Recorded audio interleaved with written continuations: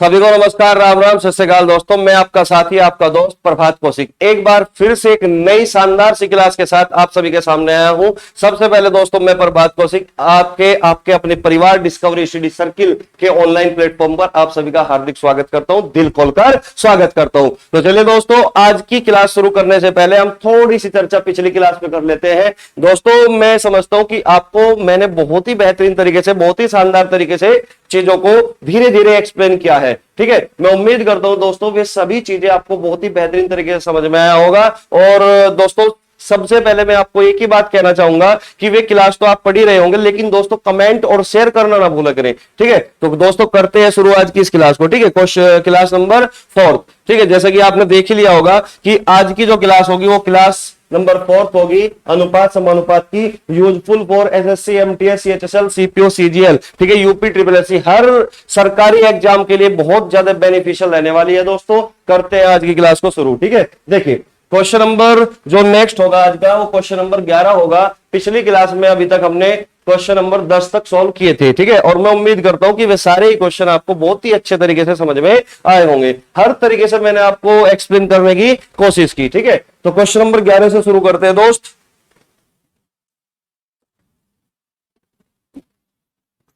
ठीक है, देखिए क्वेश्चन नंबर 11 में दिया हुआ है कि यदि ए अनुपात बी बराबर 8:15, तो यदि ए अनुपात बी बराबर कितना है 8:15 और बी अनुपात सी 5:8 और सी अनुपात डी 4:5, तो ए अनुपात डी का मान ज्ञात कीजिए। तो दोस्तों, आपको मैं पहले भी बता चुका हूं कि अगर आपसे केवल वो ए और डी का रेशियो जानना चाहता है, तो दोस्तों पिछली क्लास में आपने पढ़ा ही था कि हम डायरेक्ट मल्टीप्लाई कर देते हैं ताकि हम ए और डी का रेशियो निकाल पाए। देखिए कैसे, ए अनुपात बी का जो रेशियो दिया हुआ है वो 8:15 है, बी और सी कितना है 5:8, और सी अनुपात डी कितना दिया हुआ है, सी रेशियो डी 4:5। ठीक है, तो हमें कुछ नहीं करना दोस्त, इसमें डायरेक्ट क्या करना होता है, डायरेक्ट आप इस तरीके से मल्टीप्लाई कर दीजिए। यानी कि ये अगर ए अनुपात बी दिया हुआ है, ये बी अनुपात सी दिया हुआ है और ये सी अनुपात डी दिया हुआ है, तो आपको डायरेक्ट मल्टीप्लाई करनी है। यानी कि जब आप डायरेक्ट मल्टीप्लाई करोगे तो बी से बी कटेगा और सी से सी कटेगा, तो जो फाइनल रेशियो बनेगा दोस्तों वो ए रेशियो डी बनेगा, ए रेशियो डी। क्लियर हुई बात यहां से? तो आप यहां से देख रहे होंगे कि 8 से आप 8 काट दोगे और 5 3 15, तो जब ऐसे मल्टीप्लाई करोगे तो कितना बचेगा 4, और इधर क्या बचेगा 5 3 15। ठीक है ना, तो ये पिछली क्लास में हम सीख चुके कि रेशियो को हम किस तरीके से मर्ज करते हैं और किस तरीके से हम ए और रेशियो डी यानी कि ए का डी के साथ रेशियो निकालते हैं। ठीक है ना दोस्तों? ठीक है, तो हम डायरेक्ट मल्टीप्लाई करेंगे। ठीक है, तो ऑप्शन कौन सा है इसका करेक्ट? B option. ठीक है, मैं उम्मीद करता हूं कि ये चीज आप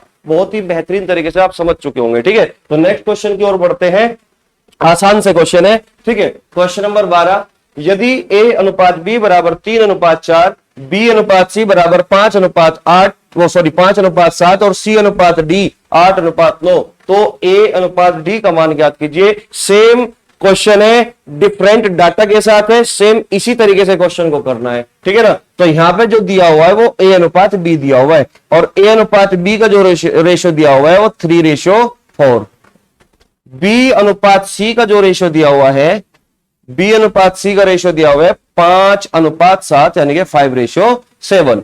ठीक इसी तरीके से सी अनुपात डी का जो रेशियो दिया हुआ है वो दिया हुआ है मेरे दोस्त 8:9 यानी कि 8:9, और आपसे वो जानना चाहता है कि ए रेशियो डी क्या होगा, ए रेशियो डी क्या होगा, ए का डी के साथ क्या अनुपात होगा, ए का डी के साथ क्या रेशियो होगा। तो पिछली क्लास में दोस्त हम ये बात पढ़ चुके पहले ही कि जब भी हम इनिशियल का फाइनल के साथ रेशियो निकालते हैं तो हम डायरेक्ट मल्टीप्लाई करते हैं, जैसा अभी अभी हमने पिछले क्वेश्चन में किया था। ठीक है, तो डायरेक्ट मल्टीप्लाई करने से होगा क्या, जो कॉमन रेशियो होता है ना दोस्त ये कट जाता है, तो फाइनल रेशियो क्या बनेगा, एक तो ए का रेशियो किसके साथ, डी के साथ। ठीक है, इसी तरीके से हम यहां पे 3 से इसको काट सकते हैं, 3 3 9, और 4 से इसको काट सकते हैं, 4 दूनी 8, तो यहां पे क्या बचेगा 5 दूनी 10 अनुपात 7 3 21, जो कि आंसर होगा A/D 10:21, यानी कि डी ऑप्शन करेक्ट आंसर होगा। क्लियर हुई बात? यहां तक बहुत ही जीरो लेवल से क्वेश्चन को मैंने शुरुआत की, ठीक है ना, और धीरे धीरे हम टॉप लेवल तक चीजों को समझाने का प्रयास करूंगा, ठीक है। तो नेक्स्ट क्वेश्चन की ओर बढ़ते हैं, क्वेश्चन नंबर 13। ये तो आप समझ ही गए होंगे, आसान से सवाल है, टुच्चे लेवल के सवाल है, ठीक है। क्वेश्चन नंबर 13 समझिए भाई। लेकिन ये ऐसे सवाल भी मुझे कराने इसलिए बढ़ते हैं क्योंकि बहुत सारे बच्चे ऐसे होते हैं जो अभी अभी 12th पास करके इसके कंपटीशन के फील्ड में आए हैं, ठीक है ना। तो उनके भविष्य को भी देखते हुए आसान से क्वेश्चन से हम शुरुआत करेंगे और धीरे धीरे टॉप लेवल तक जाएंगे ताकि चीजें सबके लिए आसान हो, ठीक है। तो देखिए क्वेश्चन नंबर 13, यदि A/B बराबर 1:2, B/C बराबर 3:4 और C/D 6:9 और D/E 12:16, तो A/B/C/D/E का मान ज्ञात कीजिए। तो दोस्तों LDC 2010 का क्वेश्चन आया हुआ है, ठीक है ना। बहुत ही बेहतरीन क्वेश्चन है, बहुत ही आसान तरीके से हम इस क्वेश्चन को कर सकते हैं। जैसा कि मैं पिछली वीडियो में आपको रेशो मर्ज करना सिखाया, लेकिन यहां पे हमें इस क्वेश्चन को सॉल्व नहीं करना, केवल और केवल हमको ऑप्शन एलिमिनेट करना होता है। ये नहीं कि भाई डायरेक्ट क्वेश्चन को देखा और हम सॉल्व करने लग जाए। हमें क्या करना होता है दोस्तों, एग्जाम के अंदर बैठ के स्मार्ट वर्क करना होता है ताकि हम अपने ऑप्शन को देख के एलिमिनेट कर पाए, ठीक है। तो आप ये देख रहे होंगे दोस्त, देखिए यहां पे जो दिया हुआ है A/B में जो रेशियो कितना है 1:2, तो इसमें कितना है A और B में 1:3। कितना है दोस्तों 1:3। इसका मतलब मैं ये कह सकता हूं कि जब आप इनको मर्ज कर रहे होंगे तो A का B के साथ जो रेशियो है वो 1 का 2 के साथ है, यानी कि 1:2 है। तो मर्ज करने के बाद भी रेशियो A/B में 1:2 ही बनना चाहिए, लेकिन दोस्त यहां तो 1:3 है। इसका मतलब क्या होगा कि A आंसर कभी भी आंसर नहीं हो सकता, इनका मर्ज करने के बाद कभी भी रेशियो ये नहीं बनेगा। क्लियर हुई बात? अब यहां पे B ऑप्शन को समझिए, 2-4 में 1-2 का रेशियो है और 3-4 में तो 1-2 का रेशियो है ही नहीं ना, तो इसका मतलब C ऑप्शन भी कभी आंसर नहीं हो सकता। 3-6 में 1-2 का रेशियो है, 3-6 में क्या है 1-2 का रेशियो है, 3 कम 3, 3 दूनी 6। लेकिन आप ये देख रहे होंगे दोस्तों कि D और E का जो रेशियो है वो 12:16 है। D/E क्या होगा 12:16, यानी कि लास्ट का रेशियो में 12 और 16 का रेशियो, या फिर मैं इसको सिंप्लीफाई करूं 4-12 और 4-16 कि 3-4 का रेशियो बनना चाहिए, 3-4 का रेशो बनना चाहिए, या फिर 12:16 का रेशो बनना चाहिए, ठीक है। तो 12:16 यहां पे है दोस्त, और 9:16 में 3-9, लेकिन ये 3-9 तो है, लेकिन 9-16 का रेशो है, तो इसका मतलब 9-16 ना तो ये 3-4 का रेशो बनेगा और ना ये 12-16 का रेशो बनेगा, तो आंसर तो बी भी नहीं हो सकता। इसका मतलब आंसर दोस्तों क्या है 3, 6, 8, 12, 16। इसका सही आंसर 3:6:8:12:16। इस तरीके से हमें अपने क्वेश्चन को सॉल्व करना होता है, ठीक है। लेकिन एक बच्चा क्या करेगा दोस्तों, वो क्या करेगा इन रेशो को मर्ज करने की कोशिश करेगा इस तरीके से कि A/B/C/D और E। क्लियर हुई बात? ठीक है। ए के नीचे लिखोगे ए की वैल्यू यानी कि 1:2, 1:2, और B/C का रेशियो कितना है भाई, B/C का रेशियो है 3:4, 3:4, ठीक है। और C/D का रेशियो है 6:9, 6:9, 6:9, और D/E का जो रेशियो दिया हुआ है दोस्त वो 12:16, यानी कि 12:16, ठीक है ना। इस तरीके से वो लिखेगा और इसको अब रेशो को मर्ज करना स्टार्ट करेगा। और मैं आपको पहले ही बता चुका हूं कि जहां पे स्पेस होता है तो साइड वैल्यू को रिप्लेस कर देते हैं। यहां 2 है तो यहां पे भी 2, यहां पे भी 2, और यहां पर भी 2 होगा। यहां 4 है तो यहां पर भी कितना होगा दोस्त 4, यहां पर भी कितना होगा 4, यहां 9 है तो यहां पर भी कितना होगा 9। इसी तरीके से इधर भी आप 12 लिखोगे और इधर भी आप 12 लिखोगे और इधर भी आप 12 लिखोगे, और यहां पे क्या 6 और 6, ठीक है ना। और इधर यहां पे कितना 3।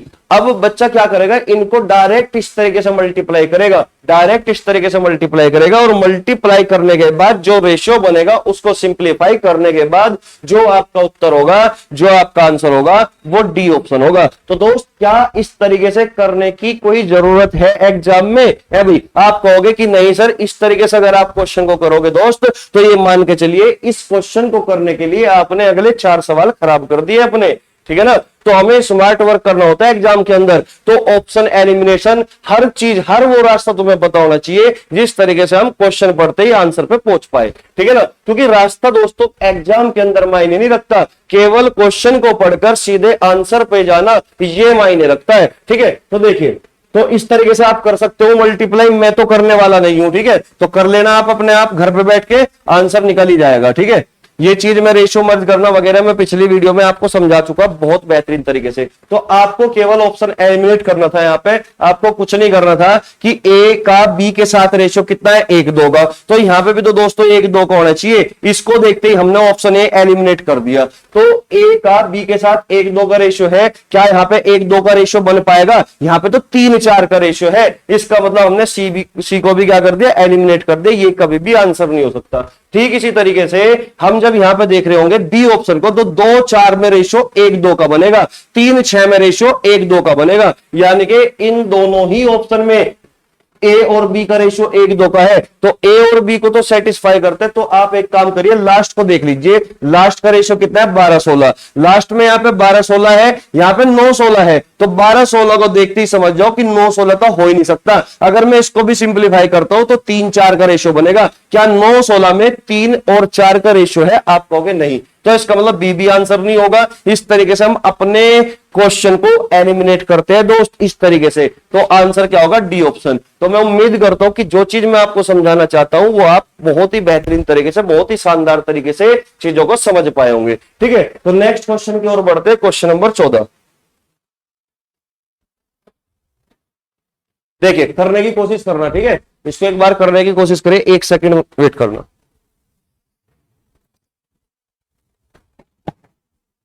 देखिए भाई, क्वेश्चन नंबर 14।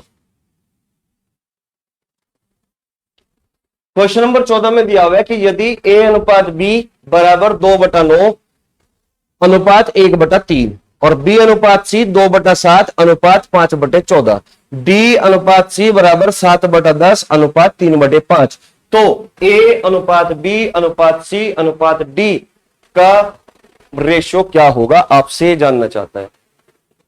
और मैं आपको पहले ही बता चुका हूं कि बेटा रेशियो कभी भी फ्रैक्शन की फॉर्म में नहीं होता। रेशियो हमेशा किसकी फॉर्म में होगा, इंटीजर फॉर्म में होगा, यानी कि पूर्णांक की फॉर्म में होगा, ठीक है ना। तो समझिए दोस्तों, तो a अनुपात b ये कितना है, 2/9 और 1/3। तो मैं आपको पहले ही बता चुका हूं कि जो बटे में लिखा होता है ना दोस्त, जो बटे में लिखा होता है उनके एलसीएम से पूरे रेशियो को आप मल्टीप्लाई कर सकते हो। और आप ये अच्छे से जानते हो कि रेशियो एक ऐसी चीज होती है जिसमें आप किसी भी नंबर से मल्टीप्लाई करो, रेशियो पर कोई फर्क नहीं पड़ता, ठीक है ना। तो 9 और 3 का जो एलसीएम होगा दोस्त वो 9 होगा। तो आप पूरे रेशियो में 9 से मल्टीप्लाई जब कर रहे होंगे, जब आप पूरे रेशियो में 9 से मल्टीप्लाई कर रहे होंगे, तो आप मुझे बताइए, तो यहां पे कितना बचेगा, 2, और यहां पे कितना बचेगा, 3 3 9, यानी कि ए और बी का जो रेशियो बनेगा दोस्तों वो कितना बनेगा, 2:3 बनेगा। क्या बनेगा दोस्तों, 2:3 बनेगा।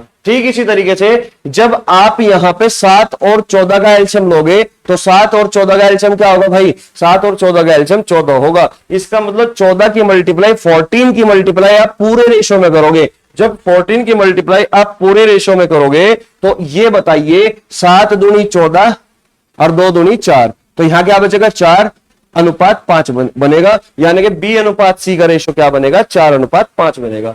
ठीक इसी तरीके से दोस्तों ये बताइए, जब आप 10 का और 5 का एलसीएम लोगे, तो 10 और 5 का जो एलसीएम होगा क्या वो 10 नहीं होगा। और 10 से आप जब मल्टीप्लाई करोगे, जब आप यहां पर 10 से मल्टीप्लाई करोगे तो क्या बनेगा, 7:5 दूनी 10, 2 3 6, 7:6 का रेशियो बनेगा। तो इसका मतलब ये जो a अनुपात b है, a रेशियो b है वो 2:3 है, और जो b रेशियो c है वो 4:5 है, और जो d अनुपात c है वो 7:6 है। तो आपसे ये जानना चाहता है दोस्त कि a अनुपात b अनुपात c अनुपात d क्या होगा। आपने एक चीज नोटिस और की होगी, यहां पे क्या दिया हुआ है, d अनुपात c दिया हुआ है, जबकि हमें यहां पे लेना है c अनुपात d। यहां पे क्या लेना है, c अनुपात d, और c अनुपात d लिखोगे तो इसको उल्टा कर दोगे, रिवर्स कर दोगे, तो 6:7 क्या होगा, 6:7, यानी कि c अनुपात d में 6:7 का रेशियो होगा, 6 और 7 का रेशियो बनेगा। क्लियर हुई बात। आप चाहो तो एलिमिनेट कर सकते हो ऑप्शन को,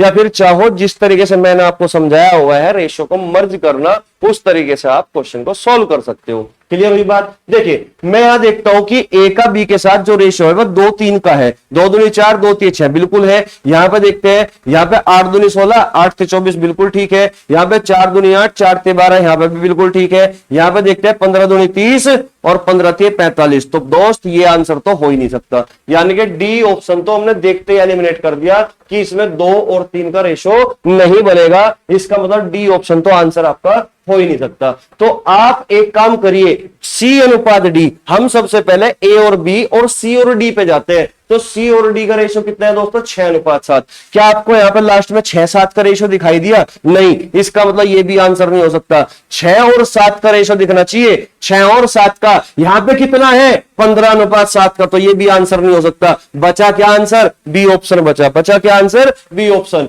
यहां पे देखिए 8 दूनी 16, 8 3 24। यहां पे क्या है? 6 चौक 24, 6 पंजे 30। और यहां पे क्या है दोस्तों? यहां पे 5 अंक 30, 5 सते 35। यानी कि ये जो बी ऑप्शन होगा ये सभी रेशियो को सेटिस्फाई करता है। तो इसका मतलब आंसर आपका बी होगा। आपको रेशियो को मर्ज करने की बिल्कुल भी आवश्यकता नहीं है। लेकिन अगर आप रेशियो को मर्ज करना चाहते हो तो आप रेशियो को मर्ज कर सकते हो। मैंने बहुत सारे तरीके बताए आपको रेशियो को मर्ज करने के लिए। ए अनुपात बी दिया हुआ है, बी अनुपात सी दिया हुआ है, सी अनुपात डी दिया हुआ है। ए अनुपात बी की वैल्यू हमने निकाल ली कितनी दोस्तों? 2:3। सी अनुपात डी की जो सॉरी बी अनुपात सी की जो वैल्यू है वो कितनी है दोस्तों? 4:5। और सी अनुपात डी की कितनी होगी? 6:7। कितनी होगी दोस्त? 6:7। अब हमें करना है रेशियो को मर्ज, यानी कि ए अनुपात बी अनुपात सी अनुपात डी। ठीक है ना? तो रेशियो मर्ज करने के लिए मैंने दोस्तों आपको एक तरीका बताया था कि अगर आप ए की वैल्यू निकालना चाहते हो तो डायरेक्ट इस तरीके से आप मल्टीप्लाई कर सकते हो। डायरेक्ट इस तरीके से 4 दूनी 8, 8 6 48। तो ये दोस्तों किसकी वैल्यू निकली? ये निकली आपकी ए की वैल्यू। अगर आप डी की वैल्यू निकालना चाहते हो, अगर आप डी की वैल्यू निकालना चाहते हो तो लास्ट वालों की इस तरीके से आप मल्टीप्लाई कर सकते हो। 5 3 15, 15 7 105। तो ये जो 105 आया ये आपकी डी का रेशियो निकल के आया। ठीक है यहां तक? और अगर आप चाहते हो भाई, अगर आप ये चाहते हो कि b की वैल्यू निकल जाए तो b की वैल्यू निकालने के लिए 6 की 4 में और 4 की 3 में, तो 4 3 12, 12 6 72। तो कितना है दोस्तों b की वैल्यू? 72। और अगर आप c की वैल्यू निकालना चाहते हो तो 5 की मल्टीप्लाई 3 में और 5 की मल्टीप्लाई 6 में, यानी कि 6 गुणा 5 गुणा 3, 6 पंजे 30, 30 3 90। तो यहां पर c की वैल्यू कितनी आ गई दोस्तों? 90। इसको अब जब आप सिंप्लीफाई कर रहे होंगे भाई, जब आप इसको सिंप्लीफाई कर रहे होंगे तो कितना आएगा? 3 से काट सकते हो आप इसको, 3 से। तो 3 से काट दोगे तो 16, 3 से काट दोगे 24 3 72, 3 से काट दोगे तो 30 और 3 से काट दोगे तो 35। तो आपका जो फाइनल रेशियो बनेगा वो क्या बनेगा दोस्त? 16:24:30:35। ये इस सवाल का जवाब होगा। लेकिन क्या आपको नहीं लगता भाई अगर आप इस तरह के क्वेश्चन को एग्जाम में सॉल्व करोगे तो क्या आप इसमें टाइम खर्च नहीं करोगे रेशियो को मर्ज करने के लिए? तो सबसे बेहतरीन चीज क्या होती है, अगर ऑप्शन आपके सामने है, अगर ऑप्शन आपके सामने है तो कोशिश ये करना दोस्त कि तुम ऑप्शन को एलिमिनेट कर पाओ। क्लियर हुई बात यहां तक? और ऑप्शन को एलिमिनेट किया कैसे जाता है वो चीजें मैं आपको समझा रहा हूं, वो चीजें आपको एक्सप्लेन कर दी गई है। ठीक है ना? तो मैं उम्मीद करता हूं कि आप इस बात को समझ चुके होंगे। ठीक है? तो नेक्स्ट क्वेश्चन की ओर बढ़ते हैं। क्वेश्चन नंबर दोस्त 15। क्वेश्चन नंबर 15 पे देखिए दोस्तों, ये भी इसी तरह का क्वेश्चन है। ठीक है? यहां पे भी हमें रेशियो को क्या करना है? यहां पे मर्ज करना है, क्योंकि यहां पे भी क्या पूछ रहा है? वो ए बी सी डी का रेशियो पूछ रहा है। तो आप मुझे बताइए यहां पे रेशियो कैसे दिए हुए हैं? यहां पे रेशियो फ्रैक्शन की फॉर्म में दिए हुए हैं, लेकिन मैं पहले भी बता चुका हूं कि रेशियो कभी भी फ्रैक्शन फॉर्म में नहीं होता। ठीक है ना? तो आपको क्या करना पड़ेगा दोस्तों?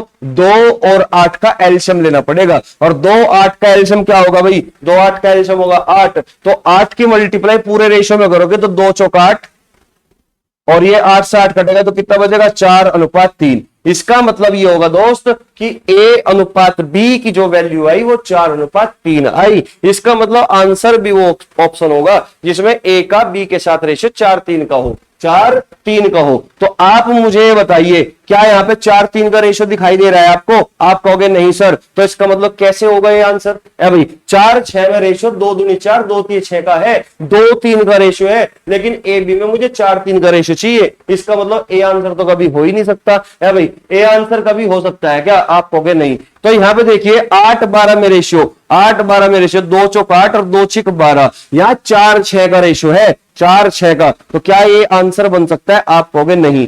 यहां पे देखिए 2 चौक 8 2 3 6, यहां पे 4 3 का है। यहां पे देखिए ये बताओ ये 4 से कट सकता है कि नहीं? तो आंसर तो बेटा बी ऑप्शन है। देखो एक ही रेशियो से मैंने सारे 3 ऑप्शन एलिमिनेट कर दिए। 3 ऑप्शन हम इस तरीके से एलिमिनेट कर सकते हैं। ठीक है, देखो देखते हैं अभी 3 और 9 इनका एलसीएम क्या होगा? 3 और 9 का एलसीएम कितना होगा बेटा? 9। तो 9 की मल्टीप्लाई पूरे रेशियो में करोगे तो 3 3 9, 3:5, यानी कि बी और सी में 3 5 का रेशियो, 2 3 6 2 5 10। बिल्कुल ठीक है, 3 5 के रेशियो आया यहाँ पे। ठीक है, इसी तरीके से आप यहाँ पे 6 4 का एलसीएम कितना लोगे? 12। दोस्तों इस क्लास को समझने से पहले आपको पिछली क्लास से पढ़नी पड़ेगी, तब जाकर ये चीजें आपको क्लियर हो पाएगी। लेकिन बहुत सारे बच्चे ऐसे होंगे कि रेशियो पहले से ही पढ़े हुए हैं, चाहे वो ऑफलाइन में चाहे ऑनलाइन में, कहीं ना कहीं से पढ़े हुए हैं, तो वो चीज तो आसानी से समझ सकते हैं। लेकिन जो फ्रेशर है, जो पहली बार ही कंपटीशन के फील्ड में कदम रखते हैं, तो उनके लिए पिछली क्लास देखनी अनिवार्य है। ठीक है ना दोस्त? तो देखिए, तो 6 और 4 का जो एलसीएम होगा, 6 और 4 का जो एलसीएम होगा वो कितना होगा? 12। तो 12 की मल्टीप्लाई जब पूरे रेशियो में करोगे, 6 दूनी 12 2 पंजे 10, 4 3 12 3 3 9, तो जो लास्ट का जो रेशियो होगा उसमें 10 9 का अनुपात आना चाहिए, जो कि यहां दिखता है तुम्हें। तो आंसर क्या होगा दोस्तों? बी। तो मैं आपको सजेस्ट ये करता हूं कि जब भी इस टाइप का क्वेश्चन होगा दोस्तों, तो आपको हमेशा एलिमिनेशन मेथड का ही यूज करना है। उम्मीद करता हूं आप मेरी बातों को भली भांति समझ चुके होंगे और अपने जीवन में इस बात को उतार ली होगी। ठीक है, तो नेक्स्ट क्वेश्चन की ओर बढ़ते हैं, क्वेश्चन नंबर 16। देखिए दोस्तों, यदि a अनुपात b बराबर 4:7, b अनुपात c बराबर 5:6, c अनुपात d बराबर 4:3 और e अनुपात d बराबर 7:13, और भी अगर ऐसा दे देता, d के बाद भी d e अनुपात f दे देता, इस तरीके से अगर देता, तो उसके लिए तो कोई ट्रिक है ही नहीं हमारे पास। या तो कंसेप्ट है या एलिमिनेशन है। ठीक है ना? या तो कंसेप्ट से क्वेश्चन को करना है या फिर एलिमिनेशन से क्वेश्चन को करना है। तो मैं आपको सजेस्ट अभी अभी कर चुका हूं कि आपको ऑप्शन एलिमिनेट ही करना है। ठीक है ना? तो देखिए, चलिए पहले आप देखिए करके इसको कि आप इसका कौन सा आंसर दोगे। ठीक है, मैं आपको देता हूं 30 सेकंड का समय। ठीक है, करिए।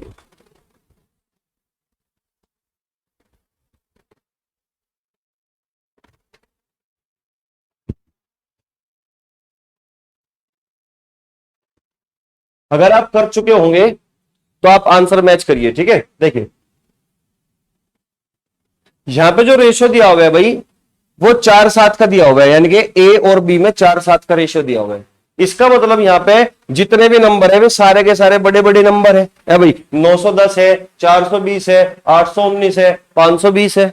जबकि यहां पे ए का जो रेशियो है दोस्तों वो 4 है भाई। वो क्या है? 4 है। और ये 4 से सारे ही नंबर बड़े हैं, 4 से सारे ही नंबर क्या है दोस्त? बड़े हैं। तो इसका मतलब मैं ये कह सकता हूं कि आंसर वो ऑप्शन होगा जिसमें पहला नंबर 4 का मल्टीपल होगा, 4 से कटने वाला होगा। तो आप कहोगे सर हमने डिविजिबिलिटी रूल पढ़ा था कि 4 से कोई भी संख्या तभी डिवाइड हो सकती है अगर उस संख्या की बाद की 2 डिजिट से बनने वाली संख्या 4 से कंप्लीटली डिविजिबल हो। तो आप यहां पे देख रहे होंगे ये जो 10 दिखाई दे रहा है ना 910 में, ये 10 तो 4 से कटता ही नहीं, तो इसका मतलब ये आंसर कभी नहीं हो सकता। मैंने देखते ही आंसर को एलिमिनेट कर दिया। देखते ही आंसर को इस तरीके से एलिमिनेट करना है, आपको भी इस तरीके से करना है। ठीक है, इस तरीके से अगर आप ये देखोगे कि 20 4 से कट सकता है, तो इसका मतलब भाई ये आंसर हो सकता है, बी आंसर हो सकता है। अभी मैं इसको एलिमिनेट नहीं कर रहा हूं। ठीक है, मैं यहां पे देखता हूं 19 4 से नहीं घटेगा, तो 819 भी 4 का मल्टीपल नहीं होगा, तो ये भी आंसर दोस्त कभी नहीं हो सकता। इसको भी हमने एलिमिनेट कर दिया।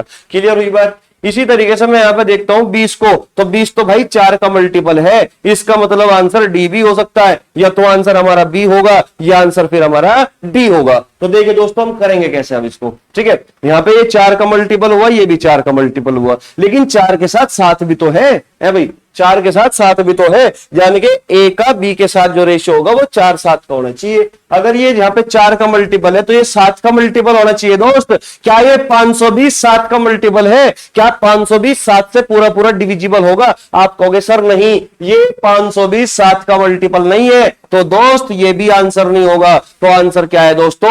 डी ऑप्शन होगा। देखिए 0 से 0 काटोगे तो 13 चौका 52, 13 सत्ते 91, 4 7 का रेशियो यहीं पे दिखता होगा तुम्हें। बाकी चेक कर लेना दोस्तों, यही रेशियो आएगा। बीसी में 5 6 का रेशियो, सी डी में 4 3 का रेशियो, और डी ई या ई डी में रेशियो बनेगा 7:13। जबकि ये डी ई यानी कि डी चेक करोगे तो 13:7 चेक करना, नहीं कि 7:13। उम्मीद करता हूं मेरी बात को आप अच्छे से समझ चुके होंगे, ठीक है ना दोस्तों।